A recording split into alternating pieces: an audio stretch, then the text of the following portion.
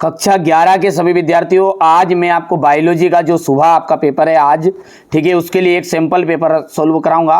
बेहतरीन से क्वेश्चन मैंने इसमें ऐड किए जो आपको परीक्षा में आज देखने को मिलने वाले हैं। चलिए, तो बड़े ही रिसर्च के बाद जो क्वेश्चन पेपर बता रहा हूँ, मॉडल पेपर है, लेकिन मॉडल पेपर समझ के जो जाएगा गलती करेगा बेटा, ठीक है। इसको अच्छे से सॉल्व करना, क्योंकि बहुत ही सिलेक्टेड क्वेश्चन बता रहा हूँ, है ना। ये फ्रंट पेज इसलिए बनाया कि आपको पता चल जाए किस तरह का पेपर आएगा। चलिए, तो शुरू करते हैं। कोशिका में ऑक्सीय शोषण द्वारा एटीपी का निर्माण मुख्य स्थान है माइटोकॉन्ड्रिया, ठीक है। प्रथम तंतु आगुनी तथा मांस में पाया जाता है।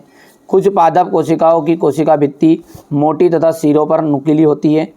स्क्लेरकाइमा फेफड़ों की क्रियात्मक इकाई होती है ब्रोंकाई, ठीक है। काकरोच के उत्सर्जी अंग है मेल पीघिली और नलिकाएं। यूथेरियन स्तनी होते हैं जरायुज, ठीक है। यहाँ से अपन आगे देखेंगे, choose of the correct option है, ये आपका हो जाएगा इतना यहाँ तक। स्तनीय होते हैं तो ये आपके रहेंगे जरायुज। डीएनए का संश्लेषण, डीएनए का संश्लेषण G2 अवस्था में होता है। कौन सी अवस्था में होता है? G2 अवस्था में होता है। हीमोग्लोबिन में लाल रक्त कणिकाओं में पाया जाता है। लाल रक्त कणिकाओं।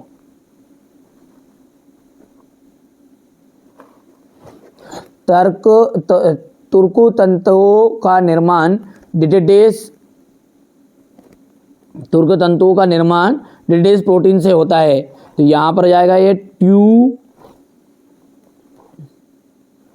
ट्यूब्यूलिन। रुधिर निर्माण की जो प्रक्रिया है उसे अपन कहेंगे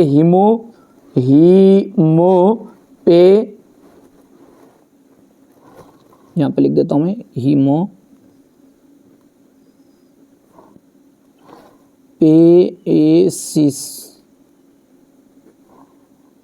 ठीक है। श्वसन में केवल ग्लूकोज का ही उपयोग होता है।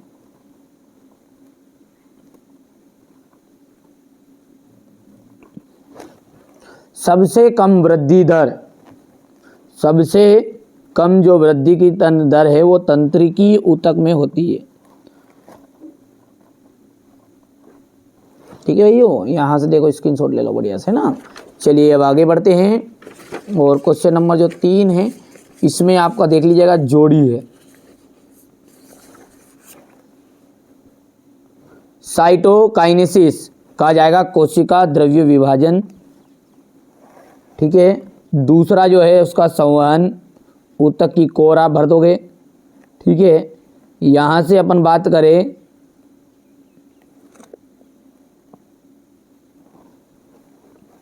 और जिबेलेरिन का आपका यहाँ पर आ जाएगा ये तीसरा, और टीनोफोरा आप भर देना, और पांचवा अंतिम जो कोशिका द्रव्य विभाजन भर दीजिएगा, है ना भाइयों।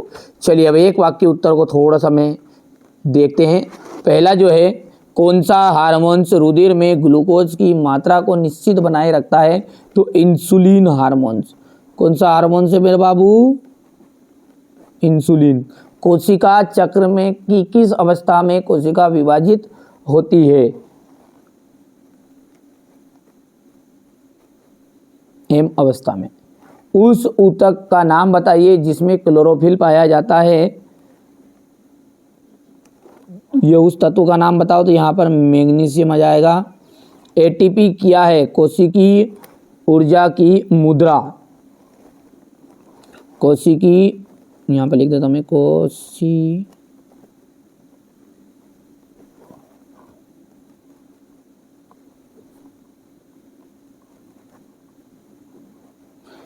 और यहाँ से अपना जो अगला आ जाएगा हो जाएगा स्टेपीस।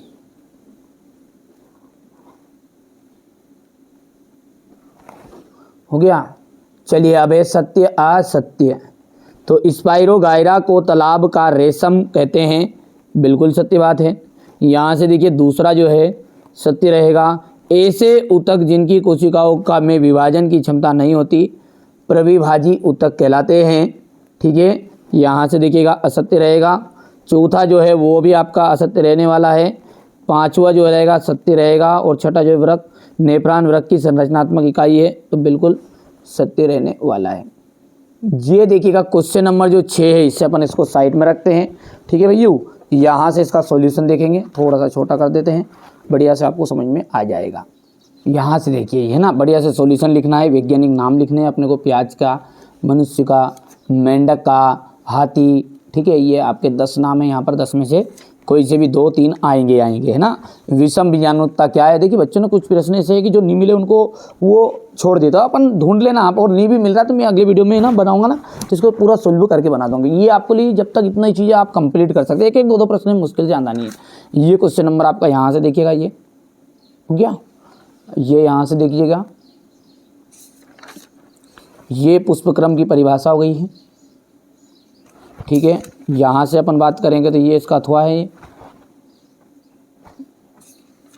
हो गया। ये यहाँ पर क्वेश्चन नंबर 10 है, ये केंद्रक छिद्र क्या है, इसके कार्य लिखिए। यहाँ से ये इसका अथवा हो गया है ना, आप तो बढ़िया से करो कंप्लीट।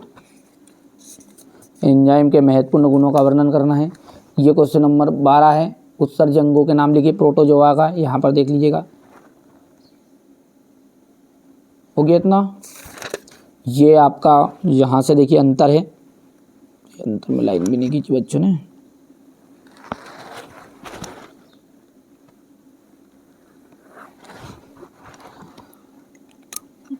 ठीक है, ये यहाँ से देख लीजिएगा, हो गया। ये इसके बाद में यहाँ पर अंतर है दूसरा एक और,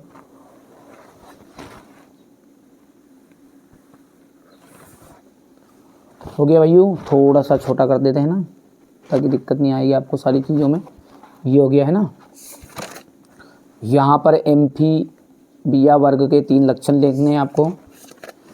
इसके बाद में यहाँ पर देख लीजिएगा,